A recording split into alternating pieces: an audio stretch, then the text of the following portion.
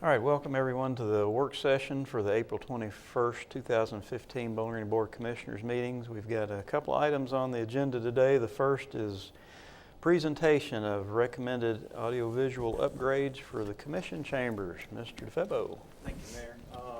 Just a preamble, what's going to be said right after I make my comments. As the commission knows, we're in the process of remodeling and upgrading this building. One of the critical parts of that is the upgrade of this building, particularly is the audio-visual upgrade of this building. There's three constituencies that are involved with this. You all, who use the audio-visual equipment, the people in the audience who depend on quality audio-visual, and there's a whole group of people out in TV land and computer land who are looking on at our meetings. So we've been working with a cross-departmental group to come up with a recommendation that meets all four of those constituencies and meets the need. Kim Lancaster will be presenting the recommendation from staff how to improve this. Hopefully Mr. Denning will be happy with what we've worked on for months and find it useful and suitable, since he's been an advocate of this for, I think, a number of decades. So, Kim? That is true. Good afternoon, Thank Ms. you, Mr. Lancaster. DeFebo, and I hope he's right, Joe. Everything's gonna be all right, Kim. Some things are slow around here.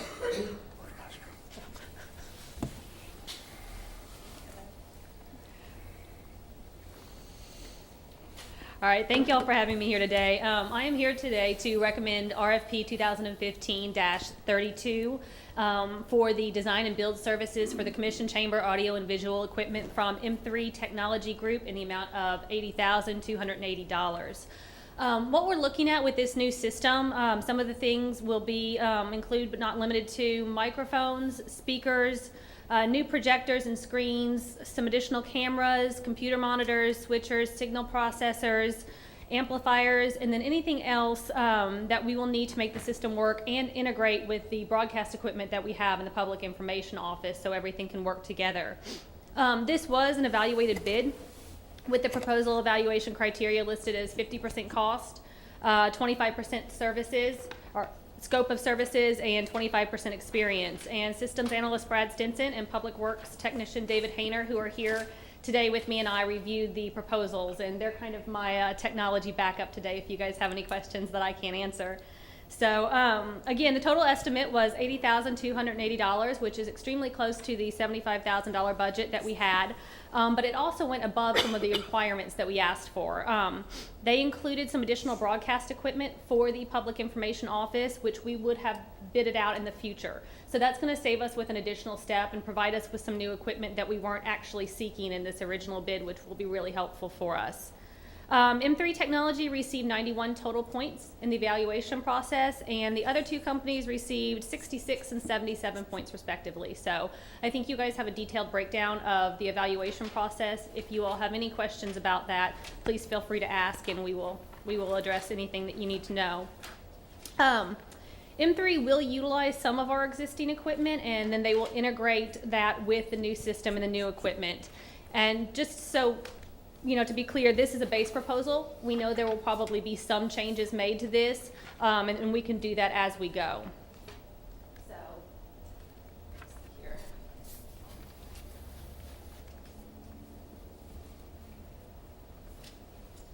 Okay, what I want to do is just take a minute to discuss some of the main features that they are proposing that we use and some of the products that we use, and then when we're done, I will do an overview of the diagram of the room and some of the renovations and what we're looking at changes-wise. The first thing we're looking at are getting 11 of these 19-inch monitors. Let me put this up here as well. This is a 20-inch, so this is a little bit bigger than what they've proposed. These 11 monitors will sit at the bench for the 5 of you, and then as well on the sides for everyone here at the bench, the additional benches. They will not be actually adhered to the seating. They will be mobile to some degree, but what they will be used for is for you all to view the presentations and the programs as they happen. You will no longer have to be looking at a large screen like this. Everything will be in front of you. That's first thing we're looking at as a major change will be those monitors, and each person will have their individual monitor, and we won't be looking at sharing with that. I can take questions as we go or at the end, so feel free to stop me if you guys have any questions. Have you set one of those up here, Kim, to see how high up it's gonna be? We have, and it goes a little bit high up, and that's one of the things we might be looking at changing with them is taking this down to a slightly smaller model so that it doesn't block your all's view of the audience or the audience's view of you. So that's something we'll be discussing with M3 Technology if they get this bid. So if I'm looking at this, if we do not go with the screens or those in front of our desk, the only screens would be behind us, correct? Correct, Okay. with this plan, yes. After the screens, we are looking at replacing microphones. You all have the lavs currently that you attach to yourselves every time. These are going to be 15 gooseneck microphones. They will actually be attached to the benches. See, we've just lost a microphone. That won't be an issue anymore. These will be attached to the bench, and they have a couple of really great features. One of the features is that they have a built-in speaker box in them. So if you've ever had issues hearing others in this room when they speak, what this will do is it will actually project the speaker's voice back at you. So if Mayor Wilkerson is talking and Gene's sitting over here on the side, he's going to hear Mayor Wilkerson projected back at him from that box in front of him. So that's going to do a lot to alleviate the issues we've had with hearing folks inside this room. Again, the microphones will be, they will be sensitive, so you won't have to push to talk. You won't have to lean in to talk to them. They will automatically pick you up as you begin to speak, and you'll be heard in the room, and it will go into the cable broadcast room as well. There's some risk with that too. Yes, you'd want to be careful about, knowing that when you speak, you will be heard when you speak. Is there a mute button? We did look into that, and there is a feature, yes, where we can set that up to where you can push to mute if you were to cough or need to say something and didn't want it to be projected across the room. Yes. So Something, Linda, we can't be talking back and forth. see, like that would be picked up very well. Okay, the next thing we're looking at is the control and video distribution. We will have 2 of these 10-inch panels. Katie Schaller will be the proud owner of one, where she will get to control essentially the presentations. She will have access to controlling the room essentially with regards to the audio visual. It will take care of that, any of the equipment in the podium, and then we'll have a second tablet that will be back in the control room, which can be used by Time Warner if we have somebody who doesn't know how to use it who's out here in the audience for a different meeting, whether that be planning and zoning or BGMU or something like that. We'll still have someone who's trained in it and can use it in order to keep the program flowing and the presentations going. The other things I want to talk about, I don't actually have pictures of. What we're looking at is getting 2 NEC projectors in the back of the room.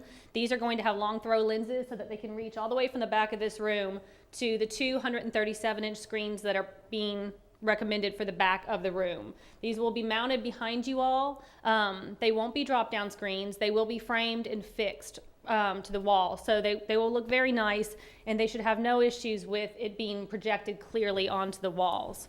And the last thing we're looking at, I know we've always had an issue with seating in this room. We're always trying to find a way to get more seats. These large cameras that we have with the large tripods, they will be removed and replaced with 3 cameras have been recommended with the option to use a 4th if we need to. And so they will be mounted to the walls, and they will be remotely controlled with pan, zoom, and tilt options. So we won't have to actually have a technician in here running the cameras anymore. They can also be used in the control room. So that's kind of the main features of what they're proposing. As I said, here's the diagram of what we're looking at. The blue boxes are going to be the 4 cameras that we're looking at. The 2 projectors in the back of the screen are in the back of the room, then the screens at the front of the room. And then, as you all know, obviously the the microphones and the monitors going here. And then we'll also have the additional microphones, which will be at the center table. Those will be mobile. They will not be adhered to the center table. And then the media bench will be gone with the renovations. And then this will be the standalone podium in the center that folks will present from. And it will hold the computer and work in conjunction with the 10-inch control panel as well. So that's an overview of the RFP. And that's what we are recommending this evening. Do you all have any questions or additional questions? I hate to keep coming back to the monitors. I just think that they're going to be so obtrusive because they're so large. And I think you might be right. I don't know exactly how tall they're going to be on the stand. A lot of them have the ability to tilt and raise, so that's something we might be able to work with. But I think looking at a smaller option is probably something that we'll do. Maybe a wedge design, something that, And even a tablet is an option, a smaller tablet used instead of an actual monitor. We were up in Covington looking at Covington looking at the health clinic, and they had those wedge type of monitors, each one on the commissioner's desk. And the problem is with actually, some of those are built in. And that can cause a problem as technologies change in finding something to fit back into it. So it's a hard game of trying to find the appropriate size and the appropriate piece of equipment without backing yourself into a corner where you're stuck with one thing and trying to replace something if it goes out of style or out of use. but maybe a tablet with Bluetooth. And that's a definite possibility. So that will be attached, the monitors that you're speaking of will be attached there, so you'll be sitting your computer in front of the monitor? Yeah. These would not be attached to the bench itself. You could slide that You around. could slide it around, yes. But still, it's so large. But still, yes. Uh, I think there's no doubt that, and this is a 20-inch, but obviously 1 inch doesn't make a whole lot of difference. But I think it's kind of a given that these are going to, the size they've recommended is going to be a little bit large for our use. I kind of like the idea of the tablets with Bluetooth technology. I'm going to go back, and I'm sorry, I know you put a lot of work into this. There is not a lot of room up here. I am not in favor. I personally would prefer not to have a screen or that monitor in front of me. I like viewing the screens at a distance. That's just my opinion. I don't know how much money it would save.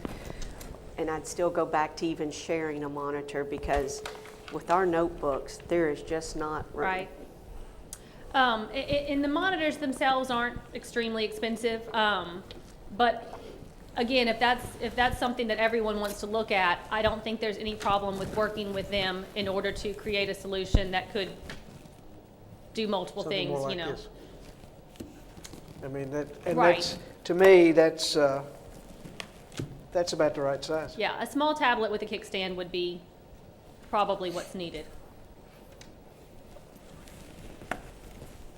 Yes, sir? For the viewing public, both internally and on TV land, they'd be looking at the large screens behind the Yes, commission. everyone in the audience would be looking at the large screens, as would, is that correct? See online as well, they would be seeing the large screens actually. When the commission is talking, however, it's on the commission through the Yes. Zoom factor. Yes. That is only for the projector. Yes, Okay. that's the beauty of the 3 cameras with the pan, tilt and zoom is we can get a lot different angles and a lot better footage from the additional cameras. A lot higher quality as well. We'll have to find a new place for the clock. We will have to find a new place, you're right. Well, no, if the screens went on either side, the clock could remain. Oh, okay. One thing about the monitors, that having monitors at your seats, eventually someday as we progress more technology into the room, we might be able to do more of a true paperless agenda, and the monitors or tablets would help be a part of that. So it kind of builds the groundwork to go in that next direction. And I think to tag on to that what would be great about that is then you wouldn't have the binder and you wouldn't have your additional laptop as well. So, yeah, I mean, there's no doubt that in the beginning it would be potentially a tight fit. But yeah, that would reduce it all to one small thing in the future potentially. Any other comments or questions? When will it be done? Depends on if it goes through tonight. We'll see. I would hate to think that it wouldn't go through. I would too. Well, I am just glad that we're getting to the point where we can hear people talk in this room. People sitting out in the audience can't hear us, and we up high. So I'm just glad that we're getting a sound system Yes. that people can hear. Yes, there will be a lot of improvements in that regard. That's all I'm saying. All right, Right. anybody else? Thank you, Mr. Thank you all. Thank you. Good job, Kim. Thank you, Joe. Next is a discussion about a point of view cameras for Bowling Green Police. As we all know, there's been a lot of discussion, both nationally and some degree locally, about the police department's use of body cameras, or called point of view cameras, in the business. We thought it was important to at least vet the issue and see if this may be something we want to be interested here. What we've learned from the other cities or other entities that are doing it is it takes a good bit of analysis. The camera itself is only one part of the process. That's probably the easiest part. The more difficult parts are storing the information, retrieving it in a proper way by Freedom of Information laws, and also having staff to use it, as well as a SOP or operation policy. Today, John Stewart, under the direction of Chief Hawkins, is going to lead in a discussion with you all about point of view cameras for the city of Bowling Green. We just want to preamble this. We expect no decision. This may take a couple of vettings with you to thoroughly understand the issue. John? Thank you, Mr. Fellow. Mayor and Commissioners, the Chief had tasked me with giving this presentation, and I can't speak quite as fast as Kim. So, same thing though, if you look at your handout and you have questions, we'll cover those as you want to go along, or we can go through the slides and then have a discussion about it. Or I'll attempt to answer questions. Mr. DeFebo gave a great overview. There are a lot of questions on this technology. It's certainly, while it's not new technology to the Commonwealth, the application, the retrieval videos, that part of the technology is. It's not as simple as just putting a camera on and then looking at your video later. Go ahead, Kevin. Some of the considerations we looked at were why use them, and I think all of us are aware of the high-profile use of force incidents that have gone on, or just high-profile incidents in general with police officers on the street. There are a lot of other reasons: evidence retention or just gathering of evidence, citizen complaints. We'll cover some of go a little bit farther in depth on the reasons in a minute. The technology available, there is a lot of technology available. It depends on what you want to capture, how you want to get the video and audio files returned to you in a usable format, and what best fits your situation. The implementation issues, we'll talk a lot about that, and how much will it cost. That is a huge issue right now. We'll discuss that in just a moment. If you'll go ahead and go to the next slide, Kevin. There's a lot of potential for capturing the video evidence, and refer to evidence a lot. I'm trying to condition myself into saying digital evidence. The audio on what we call point of view cameras is equally as important as the video. The video without the audio sometimes leaves you wondering what in the world is going on. Same thing with the audio. You have audio, no video, it's just like watching your television at home. It's really frustrating. So digital evidence is the way I'm trying to condition myself and encourage others to refer to this. We do believe it may create a more polite environment between citizens and officers.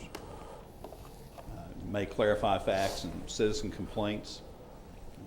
Either way, if you have an officer said, the citizen said situation, you have the digital evidence there that could very well either, it will clarify the complaint right away, usually. Provide information to improve training. We do that now with some of our mobile vehicle recorders in the cars. Some of the disadvantages that we've made note of, and I know I've gone to several meetings. Kevin Wiles is here. Colonel Wiles has gone to a few meetings around the state. So we've talked to people that have deployed these cameras, and we're trying to avoid reinventing the wheel when it comes to this technology, and save some money along the way if it's the way that we end up going. We have noticed that there's a limited field of view on these cameras. Some are deployed on devices similar to eyeglasses. Some are deployed on clip-on. I'll go ahead and pass this one around. We actually have a limited experience. This is a VView camera. Our K-9 officers and the officers that ride the motorcycles currently use these, and that is an extremely limited group of people. However, we found that it's best to start out small if you want to explore some technology. That is similar to what we've explored, and it seems to be the best working camera as far as being weather resistant, how much video or digital, how much digital media it will capture at a time. Privacy concerns. This is something that has come up of late from other, I won't give the examples given by other departments, but seemingly innocent video or audio from an officer that may or may not be part of an open records request. There are some issues trying to get that digital media edited, if you will, or try not to use the word edited, but redacted, like we do a report. You know, police report, we take out juvenile names, identifiers, phone numbers. Obviously, we want to comply with everything we can from the media or whoever wants a report. Same with digital media, although what we found out is it's not quite that simple. You just can't take these things, retrieve a digital file, and start blurring faces or muting audio. As a matter of fact, under some circumstances, you may have to actually sit with a camera, whatever type of small camera you want to, and videotape the computer screen in order to edit. The officer safety issues, I can show you the video if you want to see. We had a shooting in Minnesota. You would like to think that trained officers now would not be as distracted. However, it was important to look at the in-car camera shows an officer trying to put one similar to the VView on his shirt. Is having some trouble. He's just stopped a car. Unfortunately for him, he stopped a subject who was armed, and while he's trying to apply the camera, he gets out and just continues to hold this camera in his hands, and ends up getting shot and killed. The police officer? Yes. So it is another thing. That's an extreme example. Hopefully officers would know better than to have their hands full when they're trying to approach a stopped car. However, it does add one more thing to think about. I know we have retired and former police officers here. A lot of you have been through the Citizens Police Academy, and we show the citizens how difficult it is to talk on the radio, watch the person you're stopping, watch out for traffic coming up beside you. There's a lot of stuff going on during officer-citizen contacts. So it is one of the issues we looked at too. How is it deployed? How do they activate it? Is it going to be a major issue to get on the uniform? There are just more complications there than people would think. The technology we just passed around is the Coban VView L3. The reason why we chose this one to consider, we do have experience with it with the motor officers and the K-9. Coban is the company that currently provides our in-car cameras. This technology is compatible with Coban, and when I say compatible, you can link the body cam or the point of view camera to the in-car camera to load digital files, which will then load into the server at the police department. Right now, they're the sole source provider with the car cameras and that interact. Obviously, we could get a different company if it chose to go that way, but with our existing cameras, go ahead, Mayor. How does that work currently? Linking the two together through USB. They have a port on the camera in the car. And then at the end of the shift, they go and download it? They could. The cameras will hold anywhere between 3 and 5 hours of digital files. So potentially they could do it at any time during the shift. If they're working on a report, they don't anticipate using the camera, they could just plug it into the car. It would also have the ability to upload videos at the police station through a computer there, which would actually be faster. When we upload these videos, it's important to note they're classified. They have to be classified so we know how long the retention schedule is on them. If we go to the next slide, I'll explain a little bit further. The cost, people say, well, why do you need that much money for a server? We already have a server that would be compatible with Coban. The problem you run into is you have 100, well, in our case, if you outfit a patrol, which would be the people responding to calls that would probably need them, you're looking at around 84 individuals. If you count the shift commanders, the people that are in uniform that are going to be going to calls for service. Each one has up to 5 hours of digital files going into a server. You're talking a lot of terabytes of space needed. So the way we classify these videos is very important. The state was actually going to require each video to have a minimum of 60 days retention in the server. In other words, if nobody asks for it, it has no evidentiary value, you don't get a citizen complaint after 60 days, that video file would be scheduled for deletion. Currently with the in-car cameras, it's 30 days. That becomes crucial to us because if not, we have all these 84 people that continually upload digital files and eventually run out of server space. And when you're out of server space, you're done. You'd have a hard time retrieving any kind of digital file after that. What do you do for something that is used as evidence? Do you burn it on a DVD or something? You can. That's one of the options. And But then that takes somebody who selects it, the time involved to... right, and the classification comes into play there. If you, a DUI stop, for example, when you get through with that DUI stop and you're finished with your, completely, you're done at the jail, you go to the police department, wherever, that you can classify that on your in-car camera as DUI. And what that will do is it tells the server when it's in there, it flags it DUI, and then the retention schedule, and I don't have that in front of me, but it would be, for example, 5 years. So we would probably take that one, put it on a different media so you could get it out of the server. But nonetheless, unless it's marked for deletion, and I can ask my technical expert, Charles Casey, for help, it stays there. For example, if the officer doesn't flag it as anything, we have a safeguard in there that if you did have someone that forgot or for whatever reason intentionally did not flag a digital file, it stays forever. And eventually a supervisor would go through and go, why is this file not tagged? Why is it not classified? The supervisors can go in and check the videos. We do that on a regular basis. But there's a cost involved even in storing Absolutely. digital on an outside source as well as on a server. Right. So that should be considered. Yes, sir. John, just some clarification, I'll read it. Approximately 80,000 plus annual software maintenance fee per unit, is that per camera? Each one does have an annual 80,000? software. 80,000 would be for the initial units. It would be slightly over that, we think, but that's to get all of the 84 units, and then you would have plus an additional fee Okay, each. those after are that. separable sentences and Right, thoughts. absolutely. Okay, That is okay. I thought 80,000 per camera? No, thanks for bringing that up. Okay, I'm sorry. Yeah, the maintenance fees would be per unit.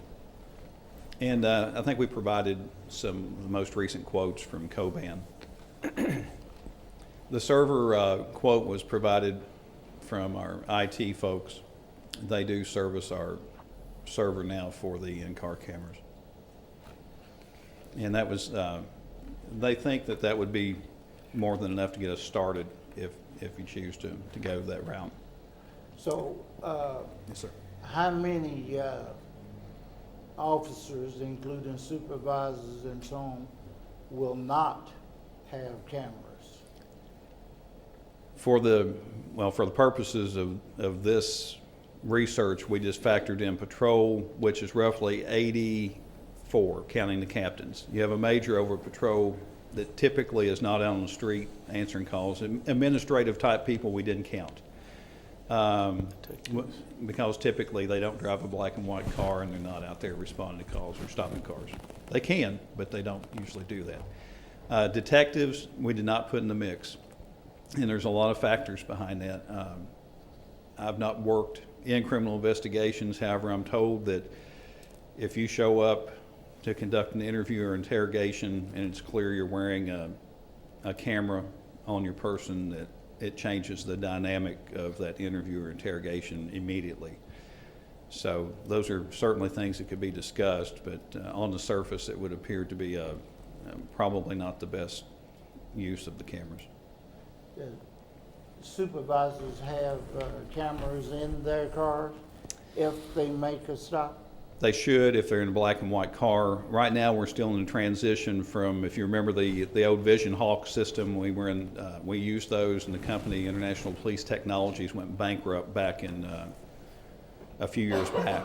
And we've had those cameras in play, and as they go down, there's no replacement parts, so we're replacing those with Cobans. As soon as we can get all those deployed, that will be the standard, is if you're in a black and white car, you'll have a camera in there.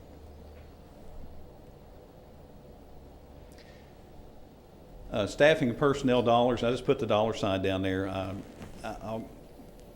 I spoke to my counterpart at Louisville Metro, Ozzie Gibson, the deputy chief there. They've had some limited experience too with the camera systems, and I'll just tell you what he told me, and that was what got my attention. He said, whatever your dollar amount is, you are thinking to start your project, double it. He said, to quote him, it's been a Pandora's box, and the staff personnel that he was talking about, they've had to add staff for open records requests. For any request for these, you have to have people that can sit and watch the video and listen to the audio real time. There is no fast forwarding it.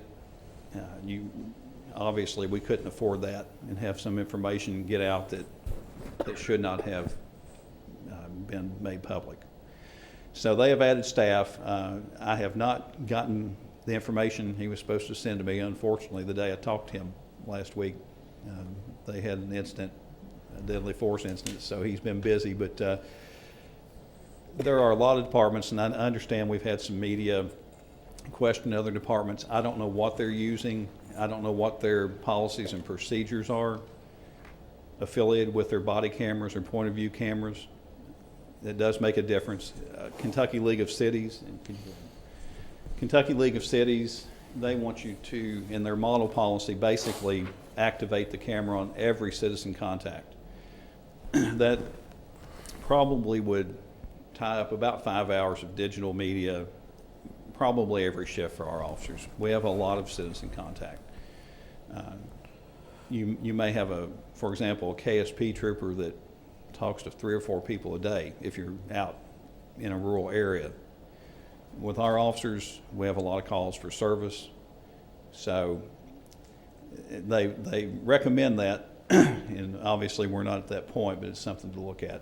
Kentucky State Archives, I mentioned earlier, they originally wanted the minimum amount of time for the body-worn cameras for the digital files to be maintained for at least 60 days. They did change that to 30. There was enough outcry from people that were having to purchase storage space that 30 days, and the reason 30 days comes into play is that's what they require for the in-car cameras. So a lot of people, including us, thought that would be consistent. And generally speaking, 30 days, I don't think we've had an experience where we were lacking a video that that somebody wanted afterwards. Now, the recording, there's some question about if the recording is related, evidentiary or to any investigation, litigation, or open records. It must be stored until the investigative or legal activity is completed. And they do state in their document that this may mean permanently if it's related to a felony case. That is still something that's under discussion between the Attorney General's office and the Archives and Records Commission. In other words, if I'm talking to Mr. DeFebo about a stolen article and he's called me, if our policy is to record every citizen contact and I'm at his house, I have to record. If that theft, if you will, is a felony, that video file is going to have to be kept forever under those circumstances. And there's a lot of unknowns. I'll tell you, I told the chief, I don't want to be the person who comes over and tells you, I don't know. Unfortunately, there are a lot of unknowns and a lot of questions that remain on this not necessarily the technology, but how it's used and how the evidence retention and how the records retention runs on it. Bill, you mentioned that you couldn't fast forward this video. Is that just because it's the way this is set up, this particular program? Because there are video programs that you can fast forward. Well, in our case, we couldn't afford to fast forward perhaps and miss audio. And I'll give you another example. If you're recording every contact and you're talking to a person and the police radio in the background is using identifiers, perhaps you're trying to confirm a warrant and they're giving you a social security number on the individual and it's going on the audio, it's being picked up. That would have to be in real time so you could pick up all the audio and then find a way to mute that social security number or piece of information that shouldn't be made public. Video, if I'm at his house taking the theft report and maybe a neighbor goes by with carrying a child, you're going to have the need to blur out the child. A lot of things that we keep finding out from other agencies that they've encountered. So it would be, you could fast forward, but it would be at your peril. Okay. Because you may miss information that should have been redacted. Again, this goes back to some of the policies and it may be mandated by the state, it depends. There's a lot of discussion, if you will, in State Archives and Records Commission. And I know we've got people here that have to deal with open records and freedom of information request, and those things change frequently. Thank you. Talked about open records. Won't beat a dead horse with that, but basically the current technology does not permit editing the files from the server. And to our knowledge, and I'll double check with Casey, right now we don't know of a system that does. Is that correct? We're unaware of any that will allow you to watch this digital file on a computer from the server and, for example, push a button and mute or back up and blur a face. We're unaware of any technology right now as far as point of view cameras. The greater potential for privacy violations related to complications or editing audio video files, we talked about that. Policy, you should have the model policy from Kentucky League of Cities. Of course, our department policy would be guided by the chief and Mr. DeFebo and commissioners. If we go according to their leadership, though, it would be every time you have a citizen contact to activate the camera.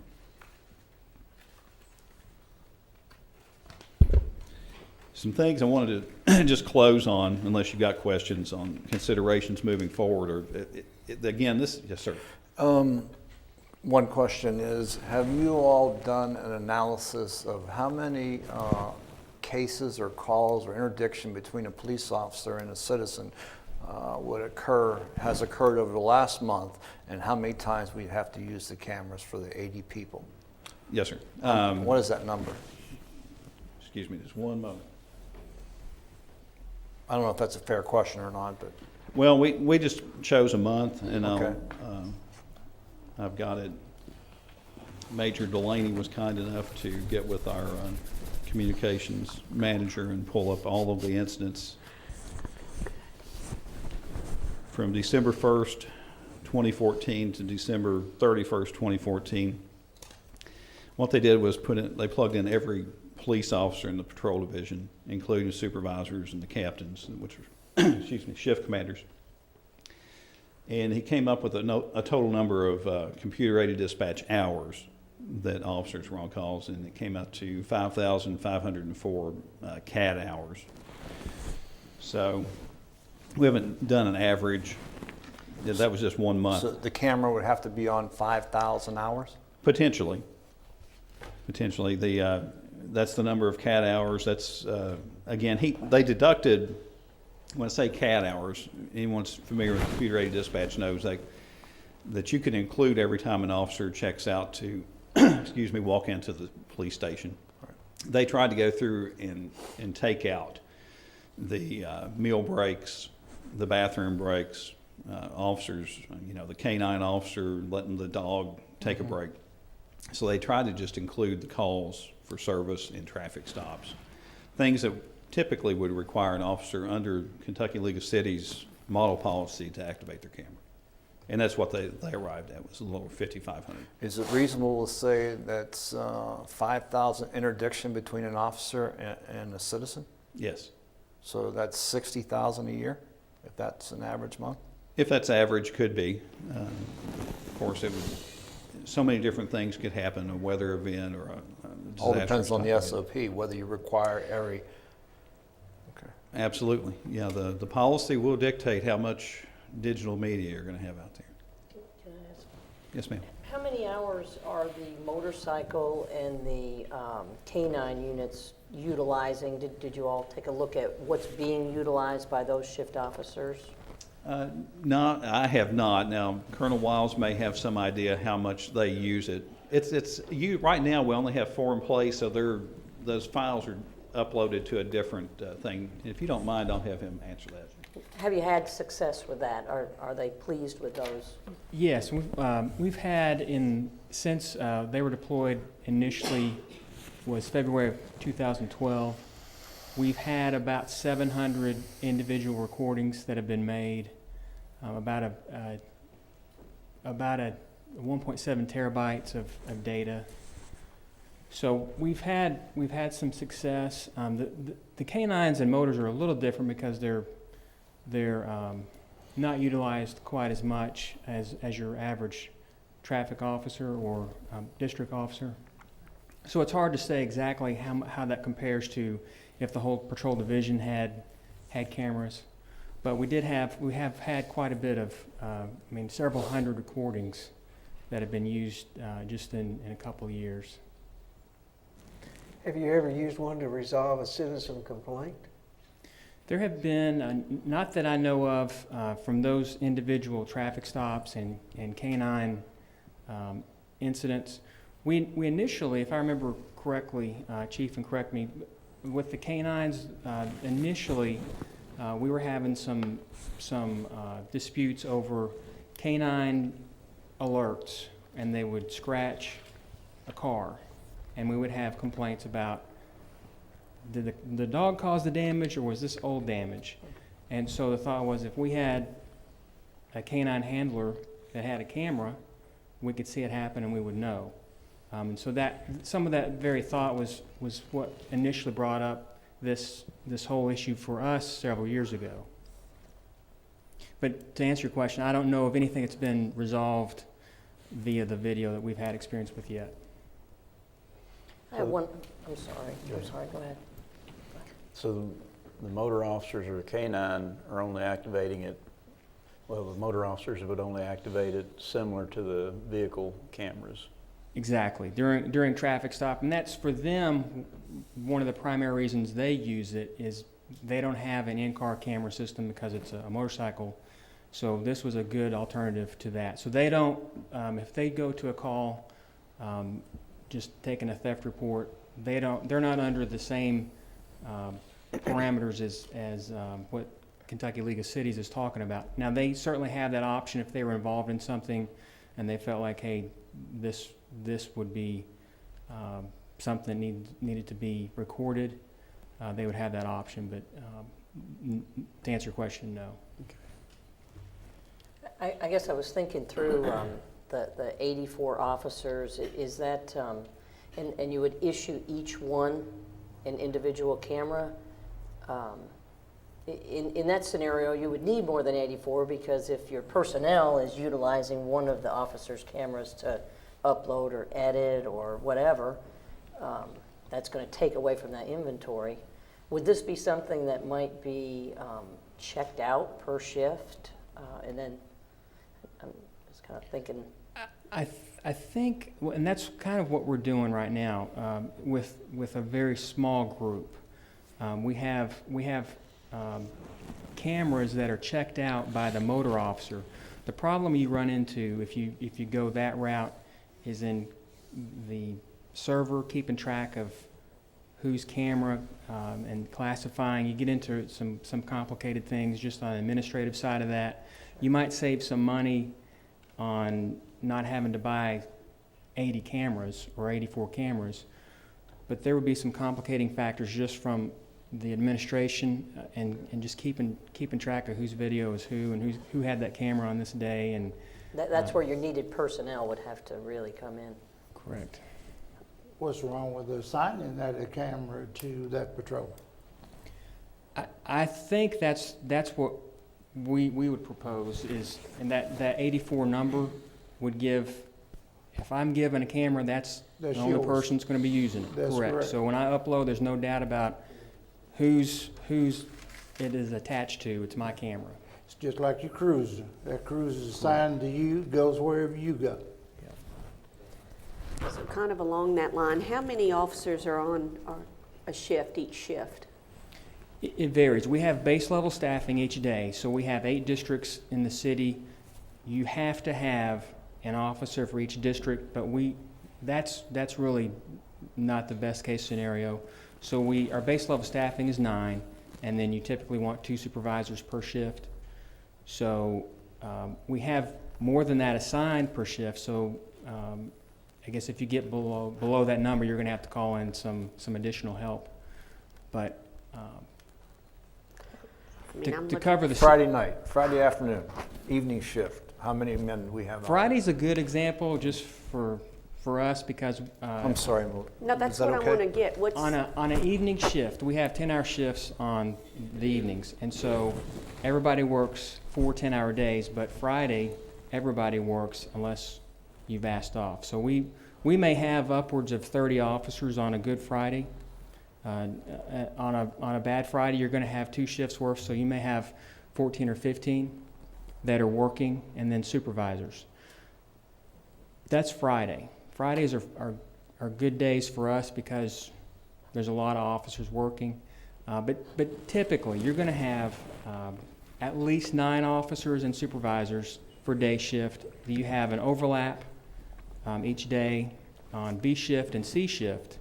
So you're looking at every day having 30 officers that are working the streets. So each of those 30 officers, if they're recording 5 hours worth of video, you're going to have a lot of digital data stacking up every day pretty quick. And that's just base level staffing. But those 30 officers are not out on the streets all at the same time. That's divided Correct. up into Correct. shifts. Yes. So you're asking, though, for us to purchase, or if we go this route, 84 cameras, even though at the max, it sounds like 30 a day. And that's May not- I respond to that? I mean, I think I don't want to confuse the issue. One of the things that I think if we deploy this type of technology, and there is a lot of unknowns. I think Colonel Stewart has addressed that there's still some unknowns even going forward. There's some substantial ongoing costs moving forward to maintain a system like this, to use a system like this, to manage a system like this, to have the manpower, the staffing to do the video redaction and that sort of thing. But one of the considerations, and what I think I hear you all saying is, can you have a limited number of these cameras, which frankly is a small portion. You're asking to really limit the expense of the cameras, when really overall the camera expense is some of the smallest expense of this effort, because the server expense, the ongoing storage is really expensive. If we have to hire staffing, that's really expensive over time. The cameras are really the most inexpensive single component of this. But what I will say is the idea of having a limited number that you check in and check out. First of all, to address Commissioner Perrigin's question about using the camera to do editing, that's factually not how that happens. All of the video is electronically downloaded. It goes into a server very quickly. And so the editing is when we pull that video from the server, we edit it from an original that's on the server, and so that camera stays in play all the time. But the other issue is with the idea of having a limited number and checking them out, that idea of checking out, is we have take-home cars. And officers are permitted and even expected to have interaction with the public to work, on their way home from work. If they stop for an accident, if they have to write a citation, even though they're off duty, they're expected to do that. And so if we ask them to give up that camera at the end of their scheduled duty, we've then taken that piece of equipment away that we may then be expecting them to use on the way home or on the way into work. And so it really is not a manageable solution to have check in and check out, because I think we want them to have them on the way home and into work, so that in the event they come across a situation or respond to a call coming to or from, that they're fully equipped, that they're able to do what we expect them to do. And I'm guessing if we, as a community, go down this road, we want those officers to have them and have them readily available and readily deployable. And so, although that $80,000 sounds like a lot of money, it is a big chunk of change. When you talk about the overall cost of deploying this, and in particular when you look at compounded annual costs, the cameras themselves are not the expensive part of this project. And so I would encourage that we, if we're going to do it, let's do a full deployment so that we have full accessibility across the board anytime an officer is in a position to have to use that. I hope that clarified that. Yeah, that does. That helps. And I concur with you 100%. Our society today is putting pressure on police departments to have some type of a camera system. And it looks like we are taking baby steps here to try to get something that is going to do the job that is requested of us by our society. I sat here several years ago. I wasn't on the commission at that time, where there was a 3-hour argument over police special cars being ordered, and once they got here, taking pieces of the equipment off of the car to save money. Do y'all remember that? I don't think it was under my watch. Well, it happened. Yeah, It happened. What year was it? it's been a number of years ago, but Yes, I recall sir. that, yes. Ordered police special cars and wanted to know why policemen had to have heaters on the outside mirrors. Wanted to know if they had a different radio, would the system still work? It happened. And I'm not going to take anything off of what you guys need. I appreciate that. If $80,000 what the radios cost, and that is the baby of the radio system, I've got the microphone for a minute. I've sort of jumped in the middle of this, and Colonel Stewart's still got a little bit of his presentation to go. But if I can editorialize just for a moment, because I think it's important to clarify.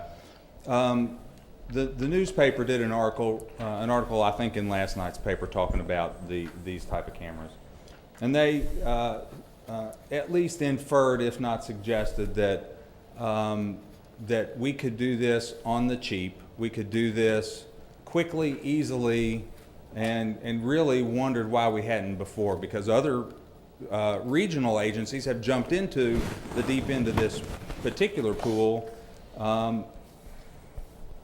I can tell you we're almost certain that some of the agencies that are already in this game too quickly didn't do their due diligence to understand exactly what the demands of getting into this technology, of editing, redacting, managing all of this video. And I don't want the citizens, I don't want the public to misunderstand. We are trying to do our best work to analyze this entire project, this entire technology before we deploy it. We don't want to be surprised about what we find on the other side if we deploy it too quickly, too soon, and are not able to meet the demands of open records, of video editing and video redaction. We understand right now, and I will tell you, and John will talk about this in a minute, the company that we think if we go down this road, Coban is already our partner in our in-car cameras. They offer the VView, which is a compatible mobile body-worn point of view camera. We think that's probably, at this point in our analysis, probably the way we would want to go. Here's the problem as I see it. One of the many, and John, again, I'm probably stealing a little his thunder, but since I'm up here. There is no video editing software offered by Coban. This is Coban, if you don't know, and a lot of these companies are proprietary software. They're not universal software where you can go out and buy a video camera at your Best Buy and go out and take video and take it home and buy some editing software. That is not what this is. This is proprietary software that is embedded in the video that you cannot do anything with the video on purpose. For the purpose of evidence, you don't want it easily tampered with, right? And so we're relying on companies like Coban to now develop the software to be able to do the editing on this. It's not available yet. It doesn't even exist. And so we're on the very, very front edge of this technology in terms of the explosion. The technology's existed. The explosion is about to happen, right? We know over the last year, let's say, of public events, there's been a lot of outcry. There's going to be a lot of money, a lot of R&D, a lot of people coming in competitively to this market. There's going to be some companies that come in and can't sustain and get out. There's going to be some existing companies that improve their products. The technology is going to change. Cost is going to change. Software to do the video redaction has to change. We need that. And I think a lot of agencies are going to demand that is developed. Those are a lot of the unknowns that we're dealing with that, frankly, I don't know that other agencies have taken the time to slow down and think about those issues. And so I would hope that you all understand, I hope the public understands, we're doing our due diligence. We want to do this right. If you all decide that this is the direction we as a community need to go, we want to do it right, we want to do it well, we want to be prepared, because the first day we began capturing video on these point of view cameras, we have to also be prepared to release them in an open record format. And so that becomes one of the major challenges of this. Cost is a major issue, personnel, major issue, but being able to comply with open records, significant issue as well. So I hope that addresses that, and I apologize for taking more time than I needed to. Yes, sir. There was some intimation about costs that John did related to the cameras and a few other things. I forget the number that was used, 80,000 and 61,000. Is that the total cost to implement that the first year, or is there other storage, redaction, other equipment, including personnel? Like, what's the total startup cost to do this if we wanted to do it for 80 people in January 1 of next year? I think the way that I phrased that, 80,000 plus the 60 plus or minus 140,000, that is to get boxes to our front door, right? That's ordering the camera and ordering the servers. That gets boxes to our building. That doesn't deploy anything. That doesn't hire the personnel to do the video redaction. Have you guys calculated the real implementation cost for the city of Bowling Green? I'm going to make a guess. First year, and this is a fairly educated guess, we don't have exact figures because there is no such position as this in the city. So I can't predict personnel cost. We haven't even developed a position or would even know what to call that position at this point. But let's say it's an average cost of clerical or maybe a technical position. You know, we're probably realistically talking between $200,000 and $250,000 first year startup costs to get this project off the ground if we buy all the cameras we want, if we buy the initial server space that we need, understanding that server space is going to continue to grow. We're going to continue to have ongoing costs with expanding server capacity, ongoing costs with personnel. I think $200,000 to $250,000 will get us in the game first year. Including the labor. I think so.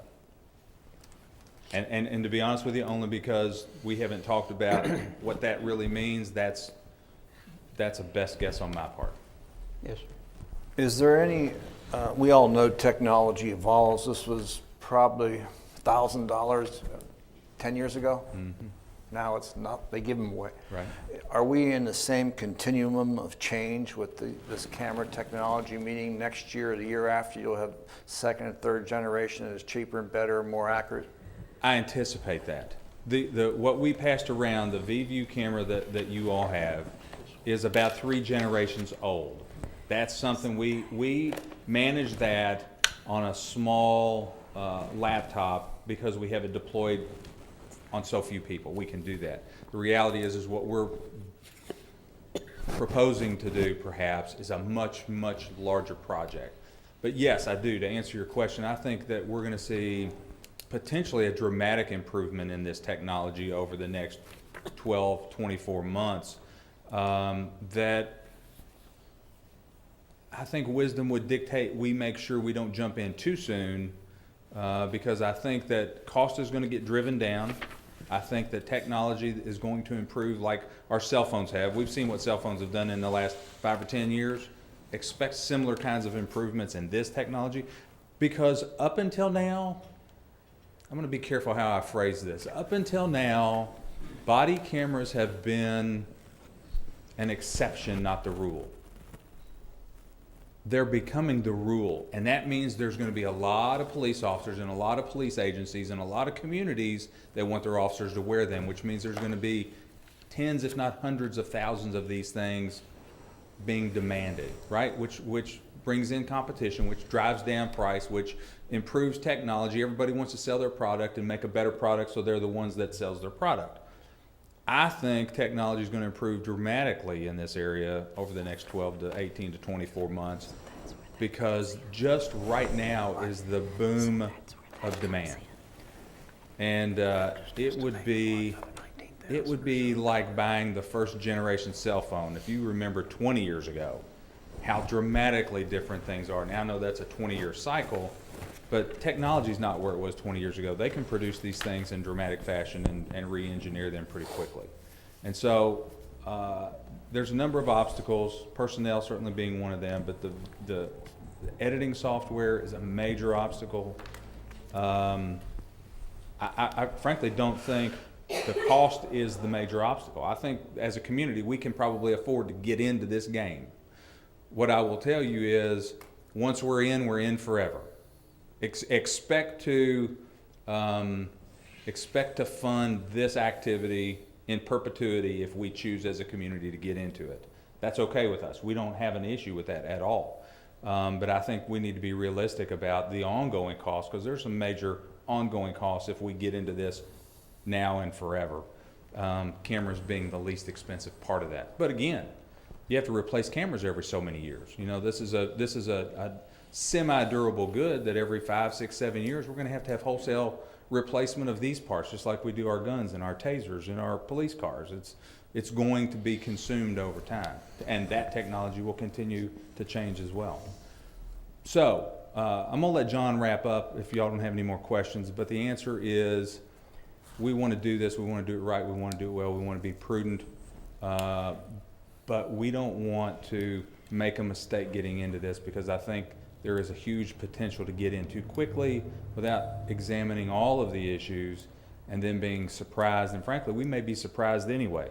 Not a lot of case law on this stuff yet. That stuff is yet to come. So we're going to see a lot of issues on privacy issues that are captured on video. We're going to see a lot of issues on open records with regard to video. You can imagine if every officer in every agency across this land has video, news people are going to demand it on a regular basis. We're going to have to expect to have personnel in place to meet the demands of open records requests, and I anticipate that to increase with more video available. So a lot of things to consider, a lot of things. As the chief, excuse me, we assign guns to police officers, don't we? Yes, sir. What would be any different than assigning a camera to a police officer? None. It would become an assigned piece of equipment, and then we would have policy designed to govern how that piece of equipment is used, like we do on all of our other equipment.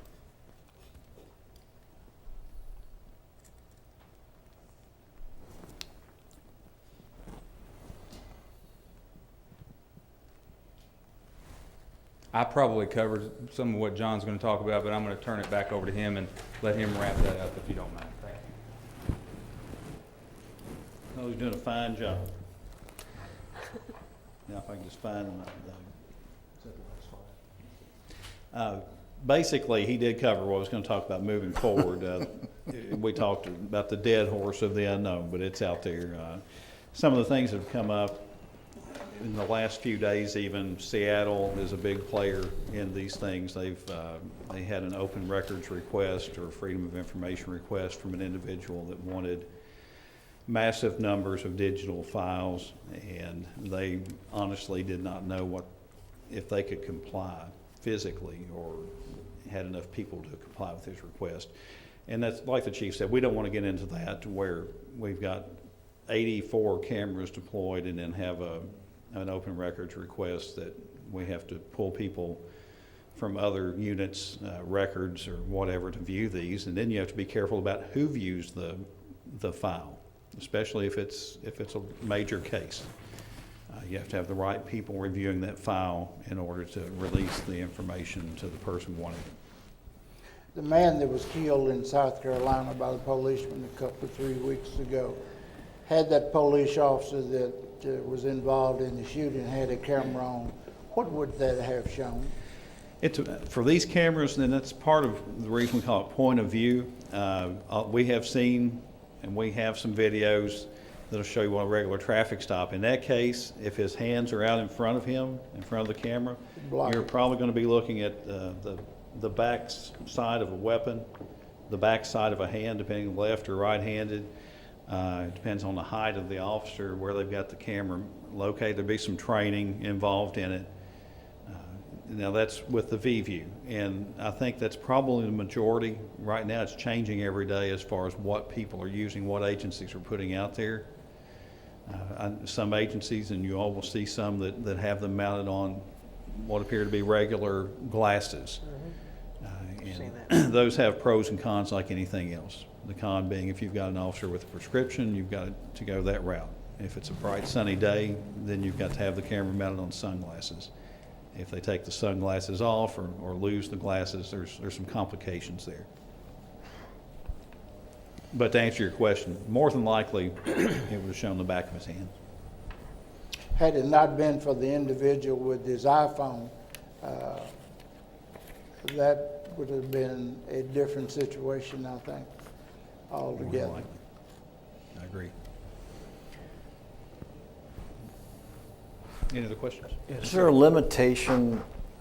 I perceive that many people think that this is going to be the judge of an incident.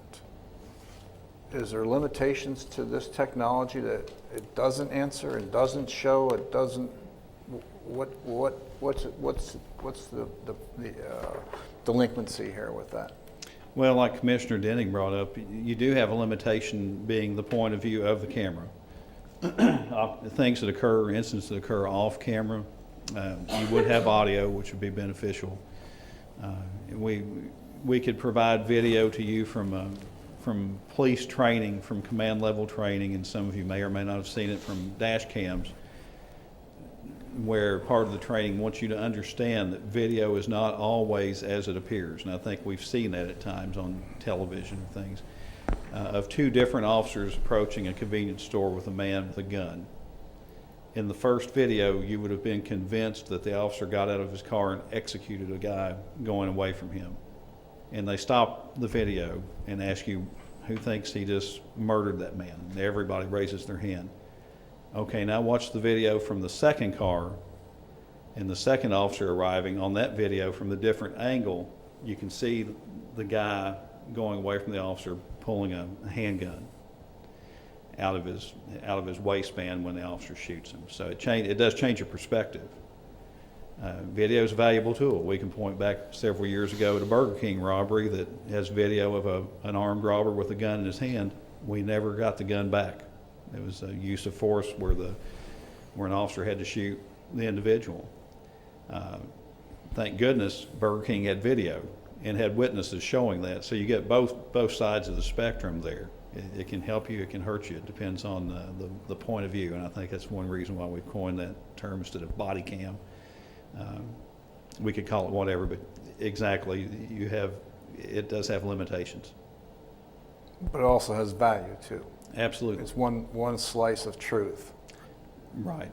As an officer that worked patrol a large part of my career, there are times when I would love to have been able to activate a camera because you knew that issue was going to come back up later that was being discussed with the citizen or with, potentially with evidence of crime. Anything else? Well, I appreciate the due diligence that you're putting in to try to make this the best program that we can. I guess I'm reading a little bit between the lines, and I may be jumping to conclusions here, but I kind of feel like you're saying you really would like to do this when the technology is improved enough that we can manage it better than what you're telling us now. And I know you're going to do whatever we ask you to do, because that's how Bowling Green Police Department's worked here since I've been around. But I'm not sure that you're making a recommendation to move forward at this point. It's just what I see is the case law, and I think you'll probably see some legislation deal with it next session as well. You don't want to be the cutting edge of this particular technology. You're wanting to wait till it's. And again, I'm putting words in your mouth. To correct me if I'm wrong. If you're. We would like not to be stuck with the Ford Edsel. With what? The Ford Edsel. Oh. You know what I mean? Made it 1 year and gone. Yeah. I think there's going to be a right time, and I don't think that time is real far away. But I think it's prudent to probably see where technology is going on this, to include the video redaction software that is going to have to be a part of anybody's package moving forward. This is not us that understands this issue. I think every agency in the country is going to have to deal with these exact same issues. And I think companies will have to develop the software. It just doesn't exist at this point. And I think that anybody who has body cameras right now trying to comply with open records is a nightmare. And I'd encourage you to do some it's a huge issue. Yeah, we just got the Law Enforcement Magazine Friday. It Yes. has a big article, half the books about it. So.